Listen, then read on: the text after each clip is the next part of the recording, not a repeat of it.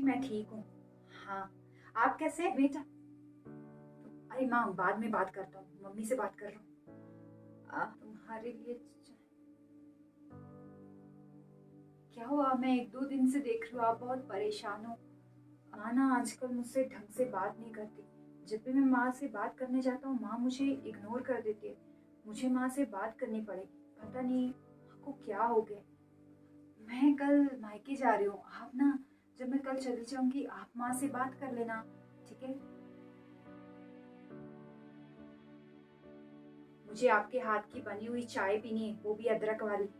ठीक है बेटा, मैं अभी तुम्हारे लिए चाय बनाकर लेकर आती हूँ। पहले मुझे आप एक बात बताओ, आप मुझसे नाराज क्यों रहती है? मैंने कुछ कहा क्या? मेरी कोई बात आपको बुरी लगी या प्रिया ने आपको कुछ कहा क्या? नहीं बेटा, ऐसी कोई बात नहीं है, तुम गलत समझ रहे हो। ऐसा कुछ नहीं है, मैं तुमसे नाराज नहीं हूँ। मैं आपका बेटा हूँ, मैं आपको जानता हूँ, मुझे पता है आप मुझसे नाराज हो। अगर माँ आप मुझे नहीं बताओगे तो मुझे कैसे पता चलेगा कि आपको क्या हुआ है? बताओ ना माँ। अब तुझे अपनी माँ की परवाह थोड़ी ना है, अब तो तुझे अपनी बीवी की परवाह है। जब से तुम्हारी शादी हुई है तुम्हें अपनी बीवी के अलावा कोई और नहीं सोचता। जो बेटा अपनी माँ के आगे पीछे घूमता था आज वो बेटा अपनी माँ को नहीं पूछता। तू तो बस अपने ससुराल वालों से बात करता रहता है और माँ माँ के पास बैठता भी नहीं।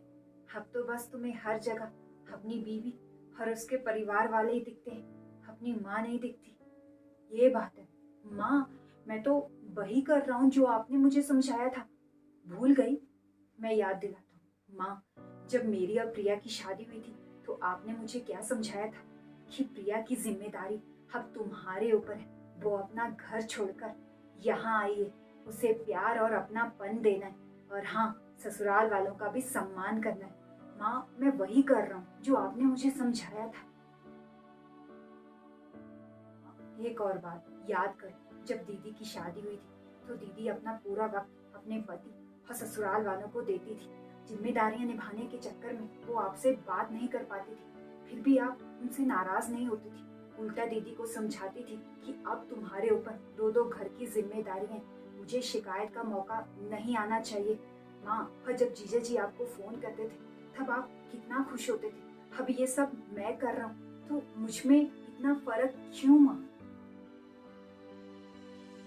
और माँ आपने दीदी से क्या कहा था कि अपने माँ बाप जितना सास ससुर को मान सम्मान देना, और आप प्रिया से क्या उम्मीद करती?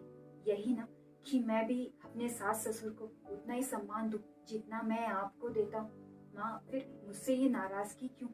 आपने दीदी को वक्त दिया था नई जिंदगी में एडजस्ट होने का, तो माँ मेरे लिए भी ये सब नया है, मुझे भी एडजस्ट होने के लिए टाइम लगेगा। फिर भी माँ अगर आपको लगता है मैं गलत हूँ तो मैं आपसे माफी मांगता हूँ। आगे से मैं आपको शिकायत का मौका नहीं दूंगा।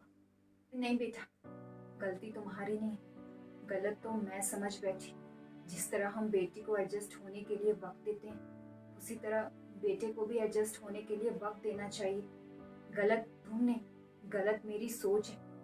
मुझे तुमसे कोई शिकायत नहीं है, माफी तो मुझे मांगनी चाहिए। मुझे माफ कर दो, पर तुम्हें माफी मांगने की जरूरत नहीं है बेटा। कोई बात नहीं माँ। माँ अब ना मुझे अदरक वाली चाय पिला दो,